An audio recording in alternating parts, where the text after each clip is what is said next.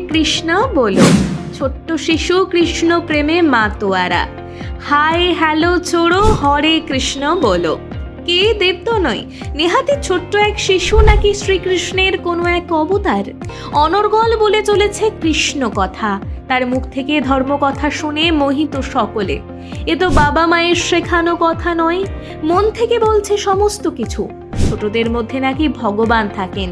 এ শিশুকে দেখলে, তার কথা শুনলে সে কথা বিশ্বাস করতে বড্ড ইচ্ছে হয়। কৃষ্ণ নামে বিভোর, কৃষ্ণ প্রেমে পাগল। ঠোঁটের আগায় শ্রীকৃষ্ণের প্রতিটি কাহিনী, তার কৃষ্ণ প্রেমে অবাক সকলে। সোশ্যাল মিডিয়ায় ভাইরাল তার প্রতিটি কথা, আধো আধো বল, কিন্তু তার গভীরতা যে কোনো বিজ্ঞ ব্যক্তির থেকে কোনো অংশে কম নয়। তার আত্মবিশ্বাস, তার মত প্রতিষ্ঠার ধরন সবাইকেই হতবাক করে ছাড়ছে। গলায় কখনো রুদ্রাক্ষ, আবার কখনো তুলসী কাঠের মালা, সঙ্গে মাদুলি, কপালে চন্দনের তিলক। চোখ দুটি থেকে ঝরে পড়ছে আত্মবিশ্বাস। নাম তার ভগবত দাস ব্রহ্মচারী।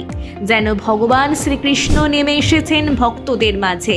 অনেকেই মালা পরিয়ে ভগবান জ্ঞানে পুজো করছেন তাকে।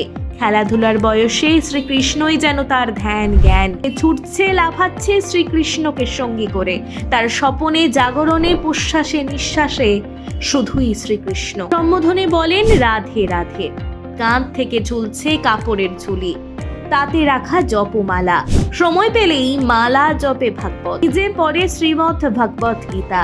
দেশ জুড়ে ঘুরে ঘুরে প্রচার করে গীতার মাহাত্ম্য। বলতে পারে ইংরেজরা সোনার ভারত লুট করেছে, তবুও আমাদের গীতার মতো রত্ন আর কারোর কাছে নেই। ছোট্ট এই শিশুর মতে খেলনা কিভাবে চলবে তা লেখা থাকে ম্যানুয়ালে। তেমনি গীতা আমাদের জীবনের ম্যানুয়াল। এই ছোট্ট শিশুকে কারা কারা পছন্দ করেন কমেন্টে জানাতে ভুলবেন না। আর ভিডিওটি ভালো লাগলে অবশ্যই লাইক কমেন্ট